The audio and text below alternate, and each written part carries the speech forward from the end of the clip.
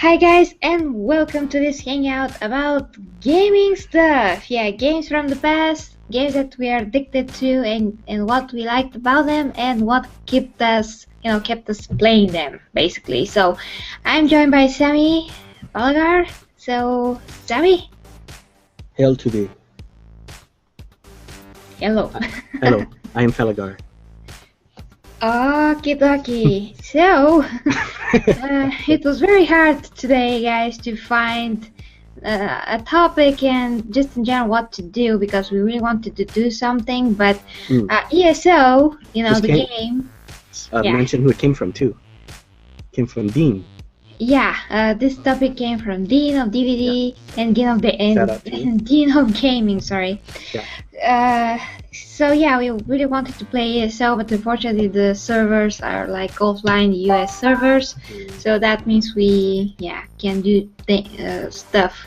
I got the message, but it's not important. So Sammy, what are your games? That you are addicted to, and your favorite games, like that you really wanted to play like a lot. Okay, well, from my past, there was like games like Ultima 4, Quest of the Avatar, Ultima Underworld 1, Stygian Abyss, Ultima Underworld 2, Labyrinth of Worlds, and the Might and Magic series, starting with the third one and the fourth and then fifth, which was Clouds of Xeen, Dark Side of Xeen, and put together was the World of Xeen, and then of course the Mandate of Heaven, which is number 6 and number 7, for Blood and Honor, and then 8, Day of the Destroyer. Wow. But then the ones that and then of course I got into the Elder Scrolls. I think it was in like 94 and 95, something like that. 94 or 95, I can't remember when Elder Scrolls. I think it was actually 95 or 96 when Daggerfall came out, which is Elder Scrolls 2, the first one being Arena.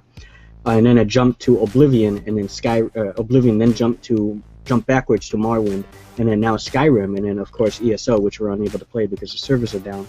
So the game that has me super hooked, of course, currently is games like Skyrim, and I'm super stoked for Skyrim Special Edition, and even more current than that right now, I'm playing Fallout 4, and I have all the DLC for it, and then when Nuka World comes out on the 30th, so that's in like 8 days, Nuka World, I get to download that for free. Otherwise it's $24.99, but I get it free, as well as all the previous DLC, which I already have installed, Automatron, Far Harbor, Vault-Tec, and Contraptions, and all that. So you get to build your own vault. I have it all, and I'm playing it right now, and I have like a 4-hour session from last night that I have to upload, and still one from 2 days ago, that one part, which is about 45 minutes long, that I still have to upload, and I do want to play it again today. Oh, Sammy, by the way, I'm not, on the screen when you're talking, right? I'm just checking. Oh, okay. I'm sorry. Now you're not on the screen. Oh, I was on the screen the whole time. Yeah, you're on the screen. It's okay. But nothing to worry about. You are absolutely gorgeous. Trust me. Trust me. So it's all good. But yeah, I took you off. So because I'm talking still, so it's like my symbol. The logo you made for me. So quick shout out too on my Felagar channel. That symbol you see right there, the icon thing, is Gary's design, and then the one on my Archmage Felagar channel is also by her design as well. So thank you, Sammy. I just don't want to be on the screen, you know. Oh yeah. When I'm not talking, yeah. I gotcha. Okay, so that's like all Bethesda titles, you can say, like mostly Bethesda. Fallout, Skyrim. That's interesting. They make good games, and they also had like a game, by the way, from maybe 2-3 years ago. I totally forgot the name of it, but kind of went by. It was, I think, third person with the Warriors, and Lucy Lawless actually voiced one of the characters. And I did play that, but it was like so long ago I totally forgot about the name of the game. Really have to check, but it was kind of like RPG action game. You really have to check it out if you haven't. It was kind of famous at the time, but I don't know what the heck happened to it. Like people forgot about it. It was AAA, game. It was a big game. It was not like an indie game or anything like that. So what system was it for? I think all systems, or at least most systems, PC for sure, Xbox 360 So maybe, and 360 game. PS3. Okay. Yeah, it should be on all three. I have to check. But anyway, so my games that I'm Yeah. addicted to, you can't say. I mean, I can't say that I'm exactly addicted, but Uncharted is my #1 game that I can come back to Wow. it and play it and try it. Wow. I'm playing, the multiplayer still on Uncharted 4, and I'm still having a lot of fun with it as long as I have somebody to play it with. I'm playing it myself, but it's always more interesting with a partner. We can shoot things together and all of that. Yeah. So I have a Bulgarian buddy for this. Yeah. And a game that really got me hooked is Destiny for Yeah. some reason. Just to play that. Hopefully, it comes out on PC. Yeah, it's on Xbox as well.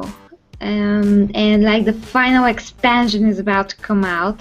It's going to cost about like $20, but since I have the expansions that are right now, the Taken King, that are more like continuation of the game, I haven't still even finished that yet. So I'm just going to stick with what I have until I at least go through all the stuff. Right. And right now I'm level 33. Wow. Level 30. Yeah, but I That's think that incredible. they're just up to level 40, so it's not like a big deal or something. Mm. Yeah. So Destiny is very interesting because you have amazing graphics, very cool gameplay, and I'm actually finally accurate. If you saw my last gameplays of that, I kill like everybody. Like a. Wow. I don't want to say like a total badass, but yeah. It's the latest one that you have out, the latest Destiny? 'Cause Yeah. I've yet to see that. Okay. Yeah, the latest one, and I think the previous. If at least I have one stream and one gameplay video at least. Okay. Yeah, the It's stream all one cool I think is matches. a couple hours long, right? Yeah. Okay. Yeah. I've yet to see that. Yeah, so I can definitely get super hooked on Destiny, and I figured out that to buy a physical copy of a game here in Bulgaria is a lot cheaper.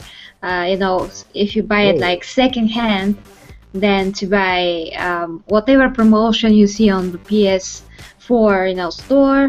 It's a lot Yeah. better if you buy the game physically. You can buy it cheaper like that most of the time.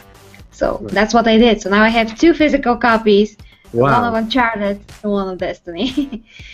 And those are the games that I'm hooked on and that I love. And of course, later on down the line, I'm going to get the Uncharted, collection, the Nathan Drake collection, when that drops Wow. as well. So I can have all Uncharted games and be very happy about it. And the other games like Assassin's Creed 3 that nobody likes, but I really, really love. 3 Now- especially. Is that available on PC? Of course, yeah. All Okay. Assassin's Creed games are. Yeah, Assassin's Creed 3 is amazing, Sammy. I mean, colonial times. He's half Indian, half American, and it's very cool with the bow. You get to climb trees, to hunt animals. It really has a bit of RPG taste in it, and I think you can upgrade your costume, but I'm not sure. I mean, you can add some stuff to it.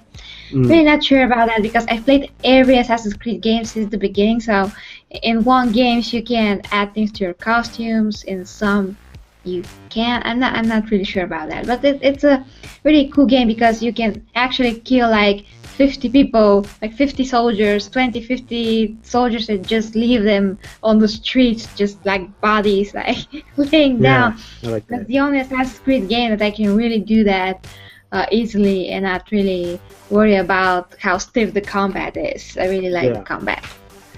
Now, it's all available on Steam or Origin or Ubisoft site. The same place where I got the what was it? Splinter Cell. I got that for free, and I have some Ubisoft. What is it called? Uplay or something like that. Ubiplay? Yeah, that's like a Steam client, but you can also, I think, get it on G2A, and just let me check what they have. Oh, Let's see if it's for Steam on G2A. all right. So Assassin's Creed. Just a second, because there are so many Assassin's Creed games. Sure. and it's interesting to see what is going to come out even. Mm. Assassin's Creed 3? Wow, there's some DLCs here also. Wow. Okay. I'm not seeing the full game. Okay, so Assassin's Creed. Just wait. Have to check.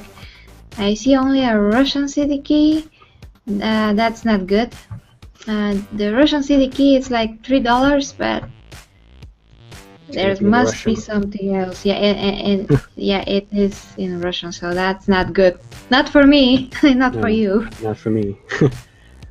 Yeah. By the way, when I was on my vacation, there was like a ton of Russians. They just love our sea. Apparently. Wow, ton of Russians, eh? Yeah.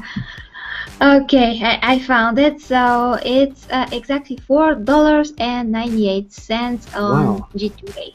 On G2A, but for what? Is it for Steam or is it for the thing? Uplay. It's for Uplay. Oh, Uplay. Yeah. Okay, but still the same thing. Yeah, you can still activate it in Uplay, like Kingdoms of Amalur. Yeah. Yeah, like that game. Okay, so let's continue forward. I mean, some other cool games that you can think of, Sammy. You sent it to me. Okay, great. Thank you for that. No problem. Okay. Okay. Let me think here. Other games. They kind of have me hooked.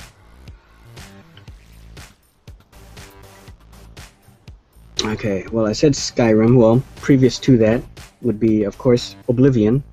I don't want to say Morrowind had me hooked like Skyrim or Oblivion, but it was still one I absolutely enjoyed playing.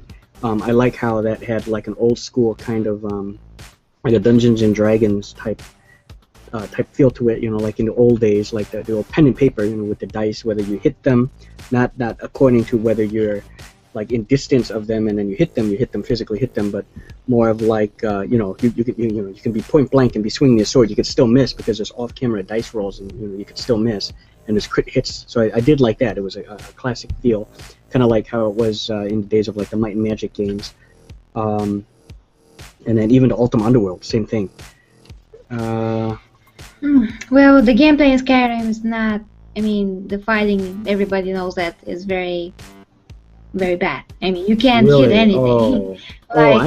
You don't feel the impacts at all. I mean, yeah, I mean, comparing to everything else, like a game like The Witcher, you hit somebody, you feel that you're actually hitting them. The fighting is much more dynamic. Wow. And in Skyrim, it's just like I'm currently playing Witcher, and I don't know. For me, it's the same. I don't notice anything different. But that's that's just me, and maybe that's a good thing. I can because I suspend my disbelief so well that I don't notice anything. Like when I swing my sword, because sometimes I do use daggers and I do switch. I do use a sword actually, even though I'm a mage. I try to stick to like enchanted blades and stuff like that because being a mage and all, like I use what was it called? What was it called? Not Dawnstar. Hold on. Dawnbreaker. Okay, I got that sword from Meridia. It's a Daedra quest, and it specializes in killing undead. And I still use it, and it has flame damage to it. And I didn't notice anything. Like when I hit something, they kind of like they move. I mean, for me in any case. But maybe because I'm like I don't want. I guess like less picky, or like I said, I really suspend my disbelief. So I couldn't notice anything. It seemed like no different than, like, for me in any case, like with Witcher, or like even with Fallout. Sometimes I go up close and I hit with like a baton or something like that. I don't notice any issues, but like again, that just might be me. Well, Sammy, I'm going to like make it more clear to you, how how people are seeing this and me, because I personally was coming from more action background of playing games, and when I played the first time Skyrim, and that was like the second RPG that I ever played. The first one was Kingdoms of Amalur. Yep. Kingdoms was a lot more dynamic with the with the gameplay and the backgrounds. I still love it. Yeah, and the fighting and all that. It was much more like an action game than an RPG in terms of the fighting style. and physics and all of that. And when I played Skyrim, you can immediately feel that it's much more like stiff, like you don't get any feedback when you hit something. It's not very accurate. You just swing the sword like this without any, you know, technique given to it. And when you play The Witcher, they made it like to, I mean, they made it to be a sword fight as much as possible. You know, you feel the how he hits. He moves like very quickly. It's not slow. You know, so maybe I mean it's super awesome that you like it and you don't notice anything that's, you know, annoying about it, let's say. But you can just see honest trailers, honest game trailers. You know, that channel on YouTube. They're you know doing. Yeah, they explain exactly that. They show, you know, what I mean actually, because everybody, you know, saw that and noticed that.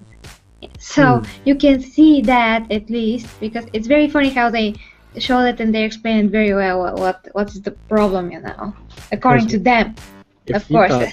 If you thought that's bad, then like the way, you know, the contact is then when swinging a sword in like Skyrim and Oblivion, well, then you're not gonna like Ultima Underworld, like those games back in like the early mid '90s.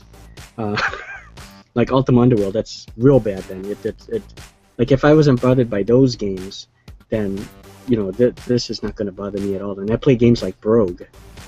Oh no. Yeah. See, so that no. If a guy like, you know, if you know that I play games like Brogue, or you know or games like it, like Enchanted Cave and what is it? Dungeon Crawl Stone Soup, which is also like a Brogue-like game, just maybe slightly better graphics, but it's still bad. It's like 8-bit graphics, like worse. I'm not going to be bothered by that in Skyrim or Oblivion, because you said the same thing about Oblivion, where it felt floaty.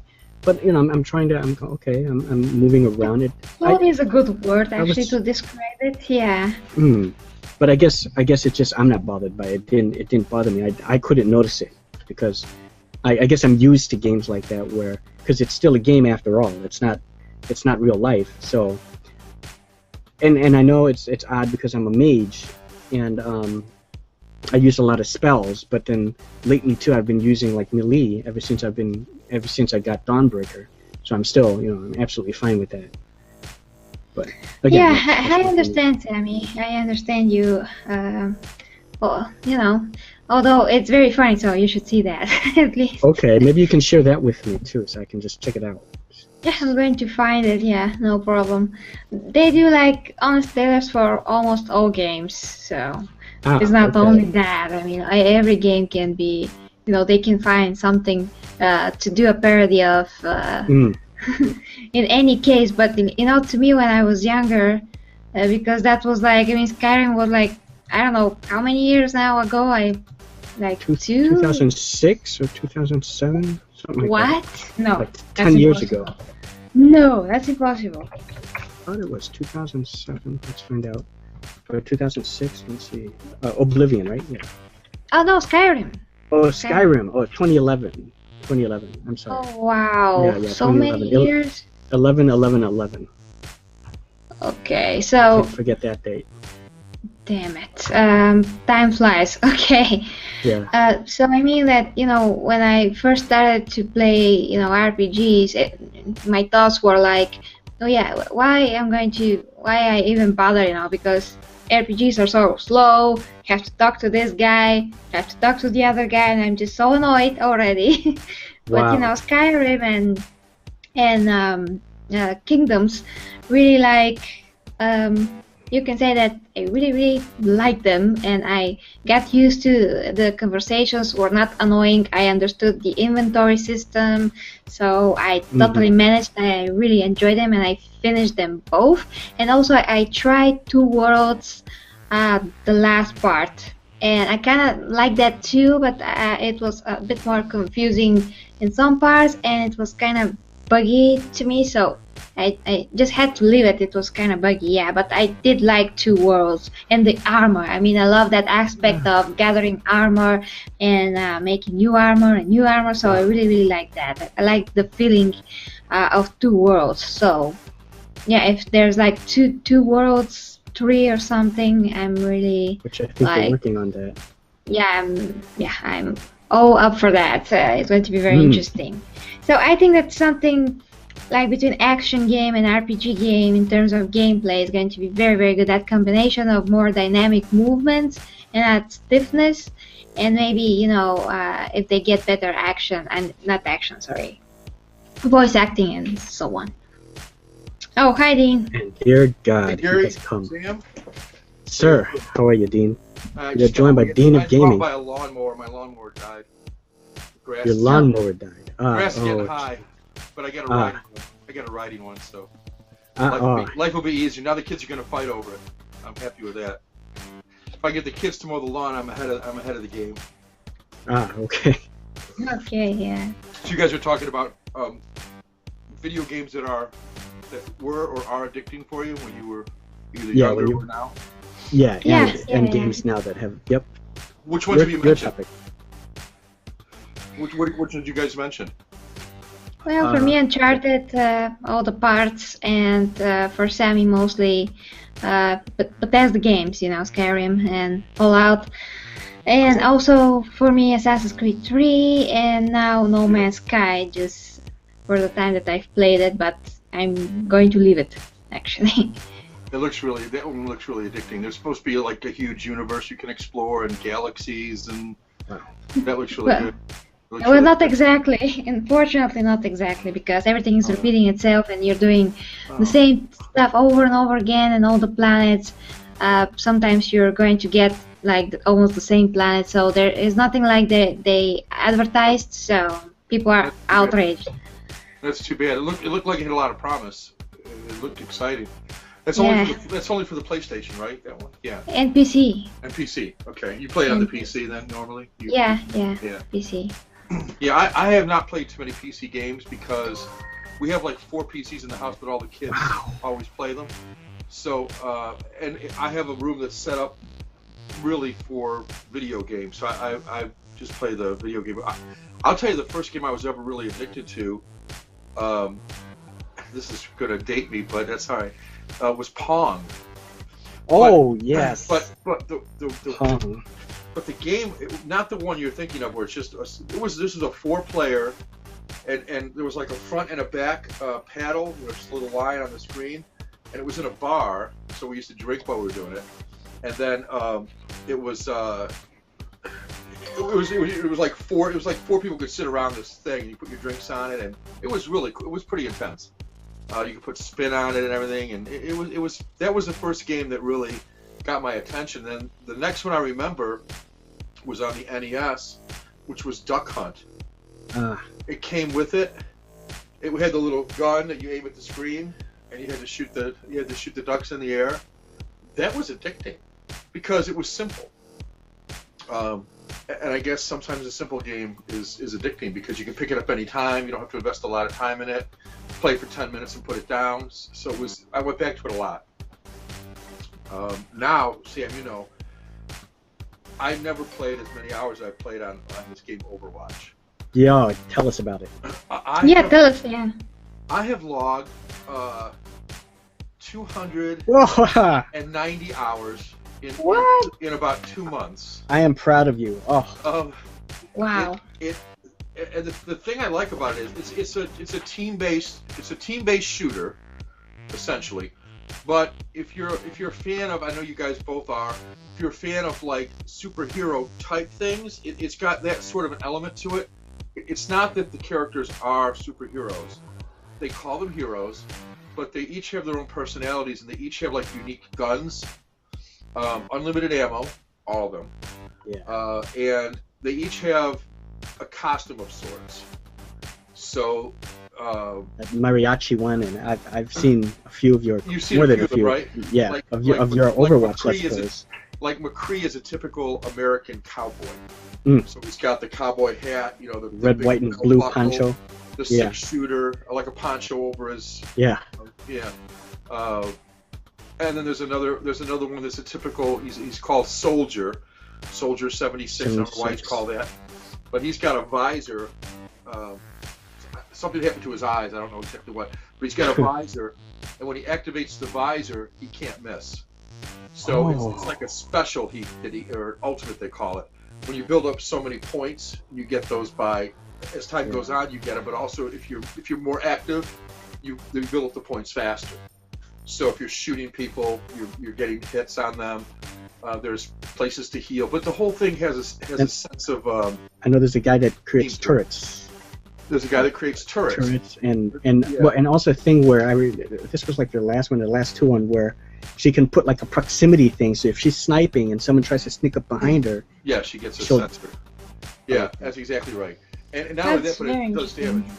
It's pretty cool. And the nice thing about them, the games only last like 15 or 20 minutes a piece, and then you go right into another one, and it only takes like 10 seconds for the next game to start. Yeah. So sometimes you get on a team of people that are pretty good, and you stay with them from game to game to game. Sometimes someone will drop off, and someone else will come in. But you can also invite people that you know to join your team. So if you've had a good experience with other people, of course you can talk to them on the headset like you can in just about any game these days. So you do build up friendships, and you do build up camaraderies where certain people are only good at certain characters. I'm only good at a handful, but there's 22 characters. I'm good at about 6. That's pretty good. Wow. It is. So I can be a little bit flexible if somebody else, like if I want to be this guy Hanzo who shoots a bow and arrow, which is really cool. But if say you played Sam and you said, well, I really need to be Hanzo, I'm not good at anybody else, I could do that. All right, no problem. I'll be somebody else. You know what this kind of reminds me of actually is like those fighter games like Street Fighter, Mortal Kombat, but for shooters. A little bit like that. Because you pick the guys. The characters are cartoony like that. Yeah. It looks like a Pixar game. I mean, the thing, or a Pixar movie. The graphics in this thing look like something right out of Pixar. It's that detail in the animation and everything. That's a good thing. All have really cool animation, and it's a neat game. It's really popular on the PC right now. I can't remember. I think there's 15 million in the first month it sold, which puts it behind like World of Warcraft and some other games, but it's pretty good for a first-time game to come out the chute and do 15 million in sales. Yes. Oh yeah, but my question is, what is so different about it that makes people play? Because I usually, when I like multiplayer, I can play, but it hooks me from the beginning. But then I'm just getting tired because it's the same thing over and over again, just matches and matches and matches. So what is different about this game? Okay, I can try to answer that, Kiri. There's I think it's 10 or 12 different maps. Each one is much different, and then there's different objectives. It's not a death match. They don't have any. A lot of these games are death matches where you just try to get as many kills as you can. This has things like escorting a payload, which might be a nuclear missile, let's say. You're getting it from point A to point B, and one team has to see that it moves along, and the other team tries to stop the team from moving it. And the way you stop them is they have to move it by a certain time frame. So that element makes it a little different. There's some control points in the game where you and you don't know what you're going to get next. So let's say we escorted a payload. Say we're on one team to escort a payload. Then the next map might be a control point, which means there's a strategic point on a map somewhere, and it's lit up in blue, and we have to fight over it to get it. And whoever controls it for a certain length of time gets it. So there's a lot of variety. That's part of it. I think part of it's the variety in the characters, and then the other thing is there's a definite sort of like a rock paper scissors thing to it. So let's say that Sam chose Reaper, who's a pretty interesting character. He's kind of like he's all in black, and he's kind of a phantom-y. Got double guns, and his deal is he can sneak up on people because he has a way to teleport from one place to another within his line of sight. But there's other characters that are specifically made to be able to kind of counter him. So part of it is you see what the other team has got out, and then part of it is, okay, I'm going to switch to this person now, and you can switch on the fly. So it creates a lot more depth to it than simply everybody's a soldier with a different gun, because each one has abilities, each one has powers. There's ones that can fly for a short period of time. Others can climb up walls, like the archer that I mentioned. So you can put yourself in kind of neat hiding spots where not everybody can get to you. There's just a lot of variety to it, I think, is part of it. And there's not I've never had two matches that felt the same, although it's a pretty simple game to pick up and play. So it's simple, but yet there's enough complexity there in decisions you make and in the teamwork part. Because as good as you are, let's say, Gary, let's say you were exceptional at the game, if you're stuck with a bunch of people that don't work well together, you probably won't win. And you could be playing me, who's maybe not as good as you, but I've got people who are coordinating, like coordinate our ultimates, so all of our ultimates are firing off at the same time, which can be devastating. Because one person's ultimate is called a gravitational surge, or graviton surge. When she activates it sucks all the players from the other team who were in proximity to it into this like, black hole thing. Like a singularity. And then we all blast it. And if my ultimate, let's say, is Reaper, is I can't remember what it's called, Death Blossom. I basically spin it around in a circle with these two guns. You saw that? I love it. You kill a lot of people with it. So if we combine the two, even though you might be really exceptional, your team could still lose. So I think the team element is good too. It's very addicting. I mean, there's people who I've logged a lot of hours, but that's because I'm out of work right now, so I can't afford it. But people who are logging hours anyway. I mean, it's not unusual to see somebody be on there for 5 or 6 hours a night after getting out of school or out of work or something like that. I see a lot of the same people. Wow, that's impressive. Yeah, it's kind of like Blizzard's done World of Warcraft. It's that kind of addiction. Because I don't know if you play World of Warcraft at all, but a lot of people, I never did, but a lot of people who played that found it to be very addicting. Yeah, I'm not on that type of games, when you see the character from above. So, but Overwatch is first person, so that's definitely up my alley. I just have to get it because the game is like insanely expensive still, and it doesn't have any chances to come down with the price, so I have to wait. Yeah, it's Blizzard. For the PC, you can get it for $40. That's if you don't get it with. There's 5 extra skins that come with the deluxe edition, but you don't really need the skins. And you can get other skins in the game. That's another part of the game that's kind of addicting. There's something called a loot box, and after you get a certain amount of experience points through playing the game and doing well, you get gold and silver coins. Sam, you saw that at the end of the game. And those are worth experience points, as well as winning or just playing is even worth some experience points. Once you get a certain amount, you get a loot box, and you open that, and that has things in it like, it's all cosmetic things. You're not going to gain an advantage, which is, I think, part of the beauty of the game. So if I've been playing it for 3 months and you came in tomorrow, I would have no greater advantage over you because I've been playing it. Unlike some games where I've got like a more powerful gun than you can get, and it might take 3 months to get that gun, or I have a grenade that you can't possibly get. There's no advantage that I can have for playing it longer other than cosmetic. I can have a cooler looking gun, more damage than yours does. I can have a cooler looking skin that my character can be in, so he might look cooler, but he doesn't do any more damage than you would do if you chose the same exact character, and I like that. There's no level up in damage at all, even slight?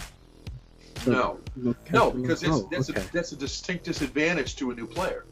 A new player can possibly beat somebody who's got better equipment. Yeah, okay. Unless you're just a really good player, but if someone's been playing long enough to have better equipment, they're probably at least as good as you, maybe better in the game. And now they do more damage because you can't get that same thing. Now, what you can't do, not every character does the same amount of damage. If we both played, we both played Reaper, then we would. But Gary could play a Widowmaker, who's a sniper. 1-shot head kill. If you hit somebody in the head, it's 1 shot. But it's not that easy to hit somebody in the head when they're moving. So you have to be pretty talented. I don't play Widowmaker. I'm not that good at aiming. But I do play Hanzo. Hanzo is another sniper, but he's easier to play with the arrow. Because I can do something called a scatter arrow, which I can shoot at the person's feet, and it scatters out, and it'll do damage. Okay. Kind of a little bit easier little bit easier. It's a really fun game. I mean, I went so far. I bought the digital edition because I have 2 Xboxes, and my boys play on the one down in the basement where their bedroom is, and then I put it on here. It just seemed more practical to buy it digitally that way. I wanted to ask, is that Reaper that you have right there? That Funko Pop that looks like a Grim Reaper in the closet? Oh yeah. Right in that there. is Reaper, isn't it? That's Reaper. Yeah. There's Funko Pop. I mean, the thing. Yeah, well, I'll show you. I was gonna say, yeah. Yeah, let me grab it real quick here. Yeah, I actually bought. Oh God, yeah. I actually bought the deluxe version of this thing.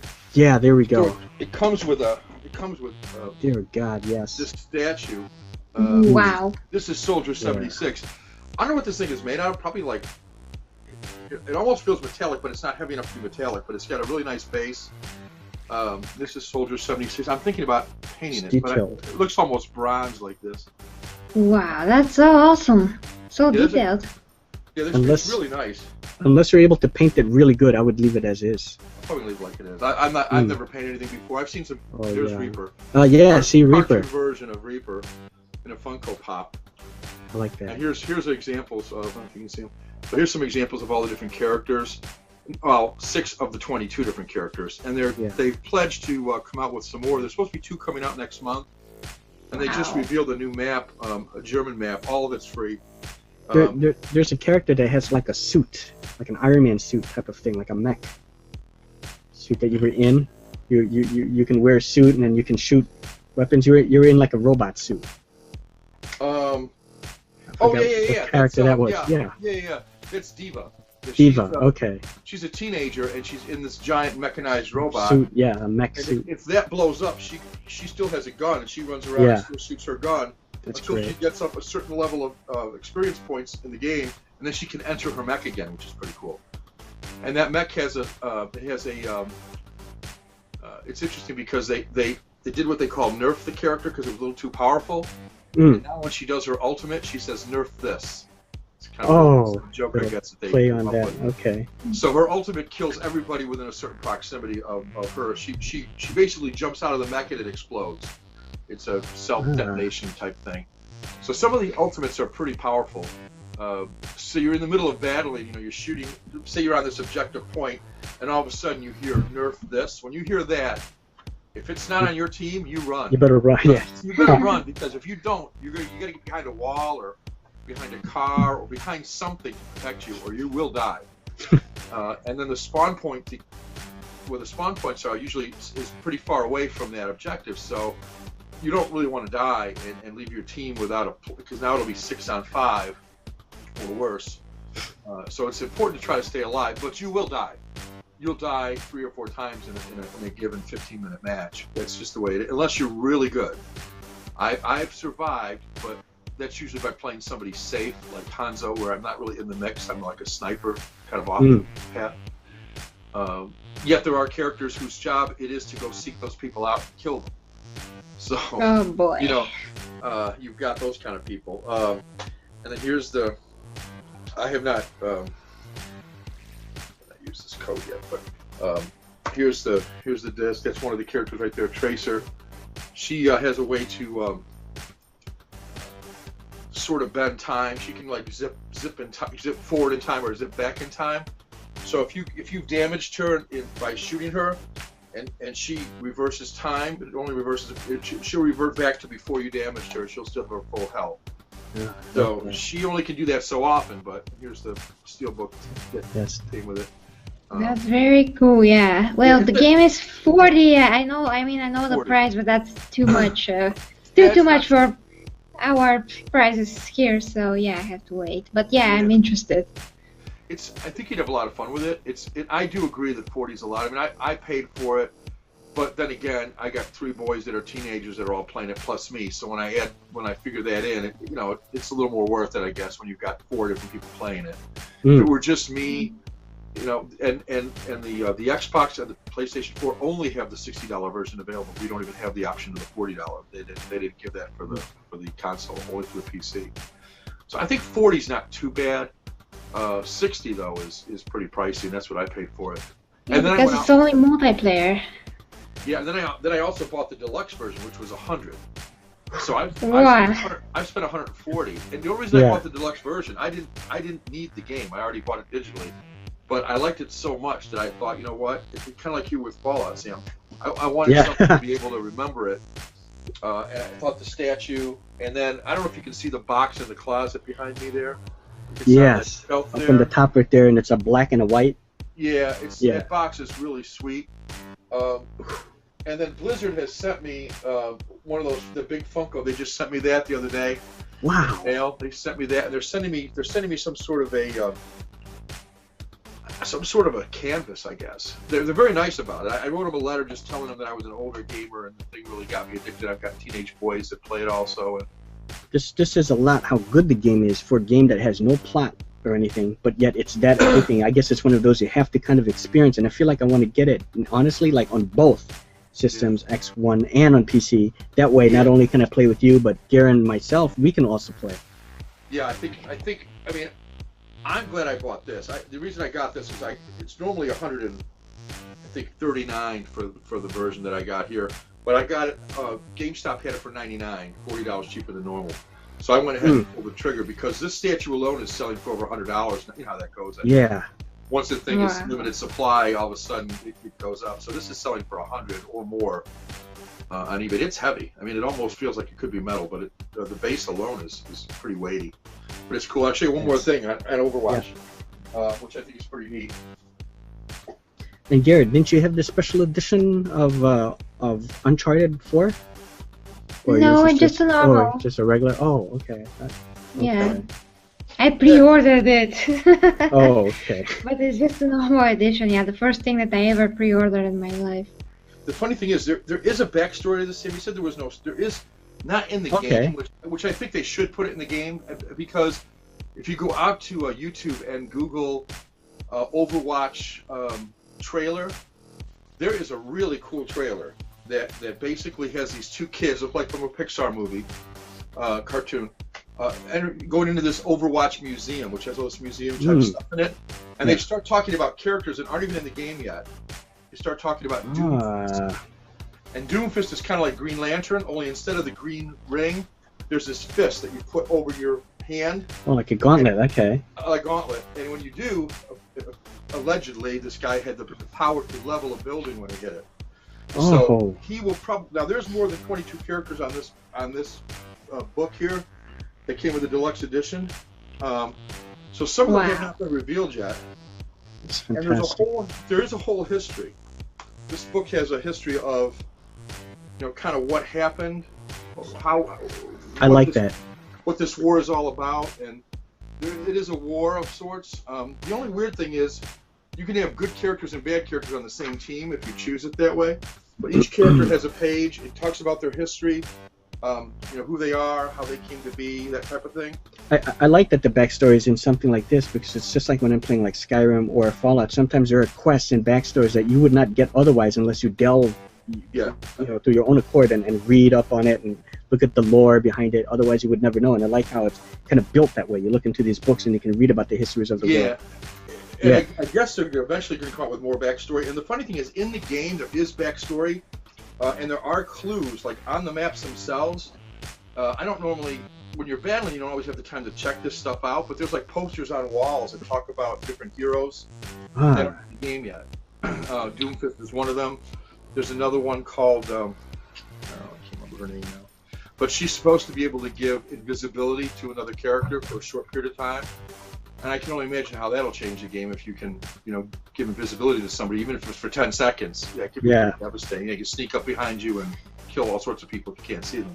You can become invisible in Fallout 4. There's a 10-second thing that you can take. Yeah, something like that in Fallout 4. So I think the game has got a lot of, for it to consume somebody like my time, I don't play a lot of video games typically. I play a little golf. I play a little Madden football. Yeah, I like that. The golf. Yeah. Yeah, I like to play golf. And there's a poker game now. I play a little bit here and there, but I normally don't. And I played Fallout 3 when it was out. But I just don't always have the time to devote for an RPG because it does take a lot of time to develop your character. And I played Yeah. Witcher 3 a little bit, but it takes a lot of time. And I get frustrated when I get stuck in one of those games, like Witcher 3. I got stuck. I think I told you so. You're still stuck now? I'm still You're stuck still in the stuck? same place. I have the book. I could probably look it up and find out how to get by it, but it almost feels like cheating. But I tried it like 4 times or 5 times. I couldn't get by it. I wasn't even close. And I thought, well, I'll come back to it. I just haven't. And that sometimes happens with me with games. If I can't get some level of success, I feel like, But in Overwatch, the thing is, you could be a healer, and you could really be contributing to your team. You may not be killing a lot of people, but you're helping to keep your team alive. And that's a very valuable thing. So that could be very helpful.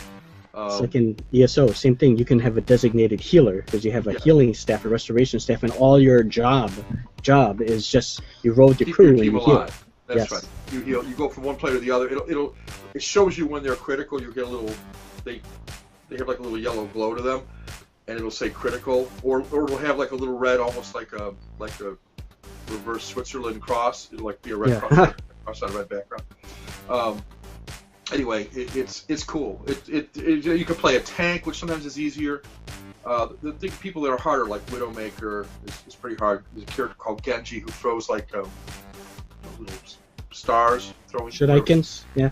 Shurikens, and also he has a sword that he can use at certain times. He's hard to play. I don't play him. My boys play him. I haven't even attempted him. I played him in just practicing around. There's a practice area you can go to, but I'm not that good at them, so I don't want to embarrass myself in an actual game. Maybe I'll practice it more. And that's the other thing. That's the other thing that's nice. With 22 characters, I've gotten pretty good at 6. I probably mastered. I haven't mastered any. I shouldn't say that. I've gotten decent enough to play them competitively in 2 or 3, and good enough to play in a casual game and not ruin it for people. About 6. So I've got 16 more I could get good at. I just haven't had the time to try them out because I've played the 6 I've played to death, but I'm not tired of them yet. I'll switch between the 6 depending on my mood and what other people have chosen. But there's interesting. A lot. Definitely interesting. But guys, I have to go because I was supposed to be here only for 30 minutes. And, okay. Yeah. What time is it where you are, Gary? 11:05 at night. And you get up early, do you? No, I don't have to, but I have something in the oven, and I also have to work out.